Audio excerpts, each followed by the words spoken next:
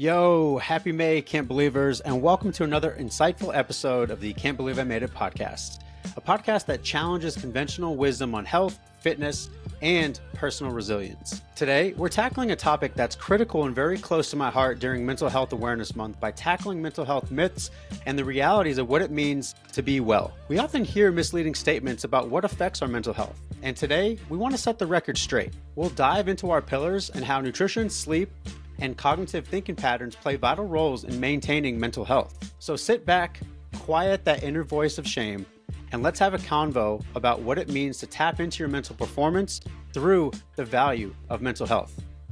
Let's get it. Yo, what up, people? It's May, so happy May, happy Mental Health Awareness Month. I'm not gonna lie, every time I hear like it's May, I can't help but do the Justin Timberlake, it's gonna be May. But that's not why we're here. Welcome to another episode. I am super excited about not only just this month, but it gives us a platform to honestly talk about something that a lot of us aren't comfortable with talking about. And that's being okay with the saying that I'm not okay. And if I'm being perfectly honest, I can understand why there's a stigma around talking about some of the things that we're not comfortable talking about. And a lot of it has to do with the value of vulnerability. A lot of us really struggle with the idea that vulnerability is a strength. You've heard me talk about this time and time again, but one of my favorite TED Talks and favorite phrases comes from the shame researcher Brené Brown, where she talks about the research behind shame, and she creates an analogy around it for all of us to be able to picture what this looks like when we get lost in those shame spaces. And so she talks about how if you were to grow shame in a petri dish, it needs one of three things rather, in order to grow. And those three things are silence, secrecy, and judgment. And the only antidote to that is vulnerability. And so let's tap into a little bit of vulnerability just so that we can kind of paint the picture of today's episode inside of our Rituals for Resilience episodes. Because when vulnerability gets brought into the mix, it's not about oversharing, or it's not about sharing things that you feel really, really uncomfortable with. It's more on the side of making sure that you have a safe space in order to talk about things that are really difficult. And in order to have that safe space, we do need to try to take a look at our environment. And when I say environment, it's not only just about the people that you hang out with, the people that are considered safe in your life, but it's also about your actual environment and what you're doing inside of it, which for us kicks us off into discussing some of the mental health myths that I hear a lot from clients, or that I hear a lot in the media and really just in the social space, and how a lot of these internal and external messages actually hinder our ability to grow within how we spend our time and who we spend our time with. And a key feature of today's podcast is really going to be diving into how we spend our time and the habits and rituals that allow us to be that best version of ourselves so that we can tap into our own human performance. So as we celebrate Mental Health Awareness Month, let's dive into our pillars, how we eat and how we move, how we sleep, and also how we think. To kick us off, I don't think it's news to any of you that when you're able to prioritize nutrition and your movement, really beautiful things happen. Because if you think about it, for any of us who've ever taken some time off in regards to fitness, you can probably look back and take a look and say, you know what, during that moment, I probably didn't feel really good about how I looked. I probably didn't think or feel very good about the way that I think about myself. And so a lot of these things tend to snowball.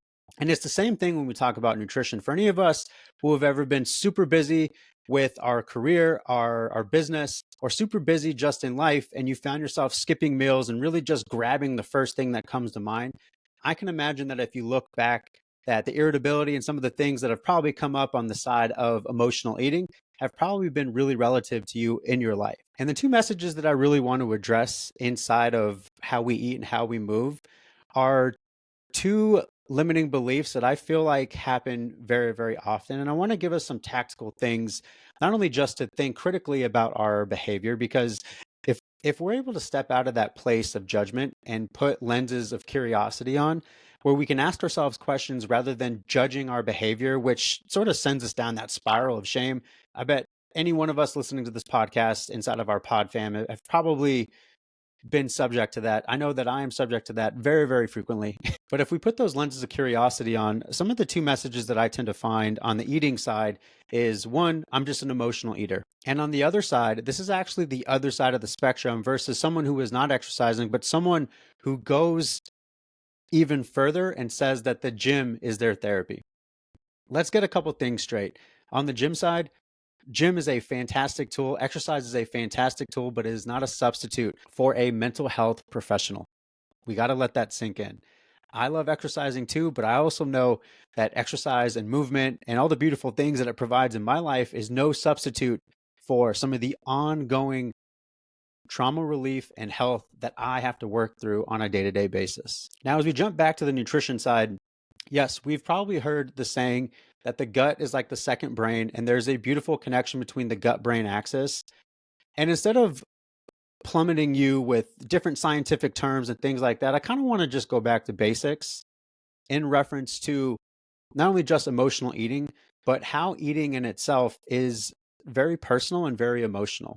Because if you think about it, someone who is getting lost in their work, getting lost in the day, and is feeling overworked or on the beginnings of burnout, it's very likely, and I see this a lot when I work with clients, and I've had these conversations before. It's very often that sometimes eating, that method of self care, gets put by the wayside. And so, for someone who is really struggling with emotional eating, the first thing that we try to look at is, well, how often are you skipping meals? The second thing that we'll look at is, okay, well, let's look at your nutrient density. How much protein do you have? How much fiber? How much volume? Because in a lot of ways, if we're already in some emotional spiral and we're already having issues with taking care of ourselves and engaging in self care from the standpoint of eating all of our meals throughout the day, making sure that it's balanced, it makes total sense to me that if you're under eating or eating very sporadically, that emotional eating is a part of your repertoire. Because if we think about just the function of eating, just like I said earlier, it's very personal. We associate eating with culture, with family, with getting our needs met. And for some of us who have had some past conditioning and some growth areas where those things haven't been at its best, we haven't had healthy role models when it comes to that. We don't have skills in reference to how we handle stress or how we handle healing. It makes total sense that food is one of those commodities that you feel like you can control. And yes, there's absolute value in making sure that the meals that you create for yourself are very nutrient dense. There's a lot of research that has been shown that there's a tremendous benefit of someone who has a diet that's rich in things like omega-3s, things in B vitamins, and other types of nutrients. But I tend to think if you're building a foundation of taking care of yourself from a food standpoint, we have to go back to the basics and help you to create consistency. There's going to be a theme across this whole podcast episode of creating consistency around what you do, and eating is no different. So that's not to say that you need to eat the same meals at the same times every single day, but more or less, you got to give yourself an opportunity to be successful by making sure that you are at least sitting down for an eating window, at least within 3 to 4 hours. And in those 3 to 4 hours, we need to make sure that our plate has a reputable form and amount of protein. I tend to tell most people that maybe having a certain window of protein might not be best for you. But overall, if you're someone, and if you're listening to this podcast, you know the value of eating a higher protein diet. If you're someone who can get anywhere from 30 to 40 grams of protein per meal, I'm going to applaud you. And then beyond that, with your carbohydrates, we want to look at them not only just as a form of fuel for your muscles, your brain, and all the things that you go do, but making sure that you have a good mix between quality carbohydrates. And when I say quality, I mean those that are a little bit higher in fiber versus your quick digesting carbohydrates, which could be seen as juices, can be seen as fruit, or other things like that. So I do want to ask you, as you're sitting down for a meal and as you're thinking critically about your mental health, how often are you having consistent meal times, and how often are you having moments where you can consistently balance your plate? Because if you start to take a look at that and start to look at some of the parallels between days that you feel energetic, days that you feel cognitively on point, versus other days where you feel really irritable and other days where you just feel like you're kind of in a mental fog, take a look at your meal frequency and take a look with what is inside of your plate. And as we kick it into the fitness and the exercise piece, we already know that moving your body, strength training have tremendous benefits, not only just cognitively, but also how you feel about yourself. I oftentimes like to talk with clients about what it feels like to hit a certain goal in a certain lift, right? If you're someone who is doing a deadlift and you're finding yourself incrementally getting better, doesn't that do something for your personal confidence? Doesn't that do something for you where you start to see your progress? It's no different with any other forms of exercise. This last episode, we talked about how walking is actually exercise. So even if it means for you that you get to do a little bit of habit stacking of getting out, getting some sunlight, getting your steps in, listening to a podcast, listening to the Can't Believe I Made It podcast, or any type of music, we refer to those opportunities as habit stacks. And so when I implore you to start thinking about the role of how you eat and how you move in regards to your mental wellness, let's also make sure that we're holding space and curiosity for the moments where you're not feeling well and asking yourself, have I been eating and have I been moving? Because all of those things are actually going to play a role into this next pillar or into this next one of these myths that we're going to talk about, which is obviously your sleep. I like to think of sleep as the foundation of everything that you're doing. And to be honest, we probably should have started with this, but I oftentimes like to coach a lot of my clients towards the idea that sleep is not only just about what you're doing in the last 30 minutes of the day and the first 30 minutes of the day, but it's really all about what you're doing throughout the day. Because we know nutrition is going to play a massive role in your sleep. For instance, if you're able to consume carbohydrates before, it helps to release serotonin, which helps you to calm down right before sleep. And in the same way, if you're able to move your body and able to get outside, go walk, and do some of the other things, those are also going to play into your sleep as well by almost resetting your circadian rhythm by being outside and moving. Because one of the comments and things that I tend to hear from a lot of people that I talk to that are just starting their foundation inside of their high human performance habits is that they can function on very little sleep. And as much as we want to stay away from this hustle culture of I'll sleep when I'm dead, we do want to look at it through a curiosity lens. Because if you're someone who claims that they function on very less sleep, in the same vein, have you functioned on very good sleep? And what does that feel like? Because I think we've all had those moments where we haven't slept well, whether that is because travel or parenting or life or just things that are happening. We haven't slept well and we were able to go into the next day and perform at our job or maybe get that workout in. But were we actually at our best? Chances are the answer is undoubtedly no. Because there's a lot of things that you can do to enhance your sleep, thus enhancing your mental wellness. But I do want to take a step back on those days where you're not sleeping well. How irritable are you? What's your energy like? What's your cognition like? Do you feel like you're able to form sentences and have thought provoking conversations and to do some of the things when you feel like you're at your best? I would guess the answer is probably a little bit shaky. And instead of talking to you about all the things that you can do to enhance your sleep, I do want to go back to the value of creating regularity around your sleep.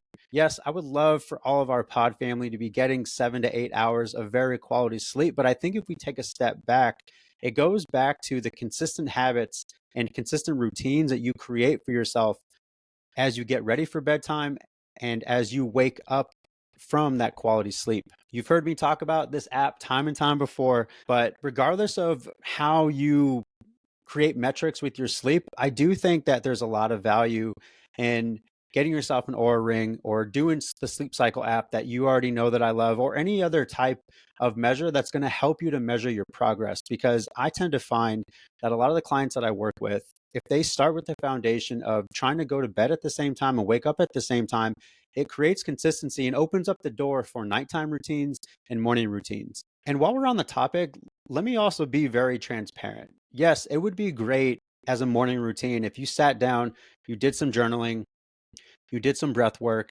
you got outside, you exercise, and then you start your day. But if we're being honest, some of us don't have that amount of time inside of our day. And I will tell you right now that my morning routine has seen a crazy evolution where I'm really just at a point in my habits and my rituals of just getting my needs met first thing in the morning. And so it used to go from I would wake up at 5 a.m., I would wake up with an alarm, And I would try to do my best to create regularity around the time that I went to bed and the time that I woke up.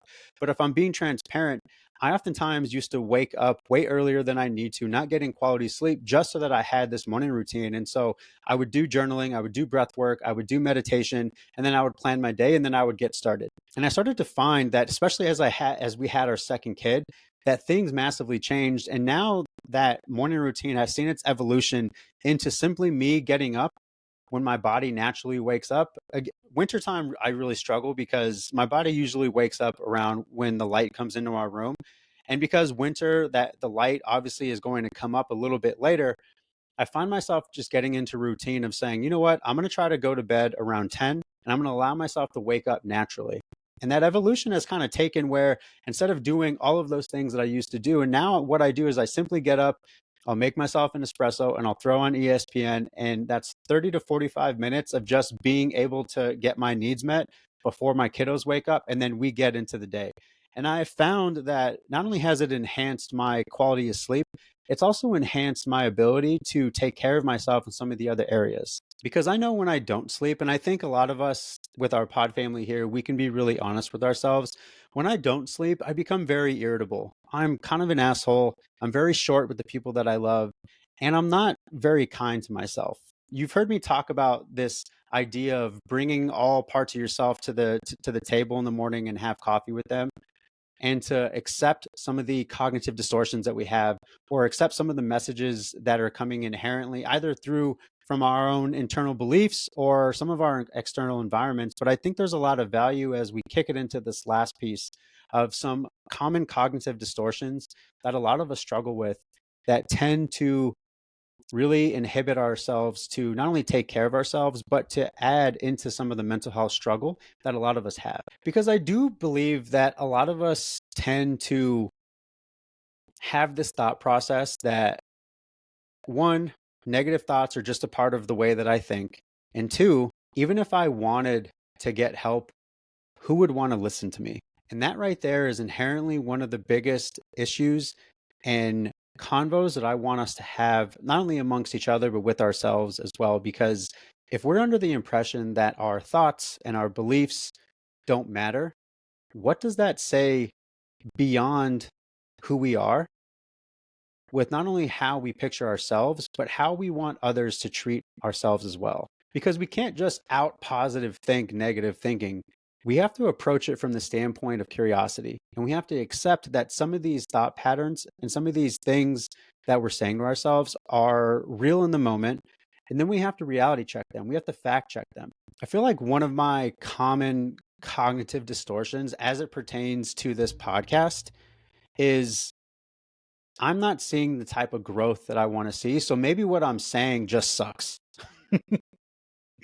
which I'm laughing about it now. But if I get into this cognitive pattern of continuing to think that, those patterns start to spill into other areas. And if those patterns start to spill into other areas, I know that I'm probably going to get knocked out of my routines. And if I get knocked out of my routines, I'm probably going to allow work and other stressors of life to really get to me. And if those things happen, I'm probably going to end up looking to alcohol. I'm probably going to end up looking to completely just distracting myself with binge watching different shows, or I'm just going to be very short and irritable with those that I love.